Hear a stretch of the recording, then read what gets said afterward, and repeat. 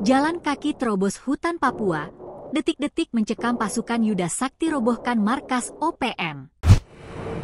Pasukan Yuda Sakti yang ditugaskan menjaga keamanan di Papua beberapa kali berhasil merebut markas OPM. Salah satu momen yang sulit dilupakan adalah saat merobohkan markas OPM di wilayah Aifat Timur Jauh, Kabupaten Maibrat, Papua Barat Daya.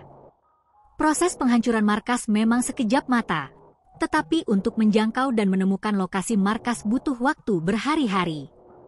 Pasukan Yuda Sakti yang ditugaskan harus jalan kaki dan bermalam di hutan Papua yang lebat dan rawan binatang buas. Untungnya, misi senyap nan berbahaya tersebut berjalan sukses. Dan Satgas Yonif 133 Yuda Sakti, Letkol Infantri Andhika Ganesakti, mengatakan Satgas elit yang dikerahkan dalam misi penting ini terdiri dari 2 pasukan.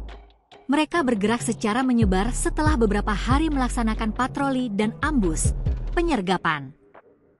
Penguasaan terhadap markas KKB itu terjadi setelah seminggu melakukan pencarian terhitung sejak 21 Januari 2024. Kelompok tersebut berhasil lolos dari sergapan pasukan kami, tetapi markas mereka telah berhasil kita kuasai dan sudah dihancurkan, ungkapnya.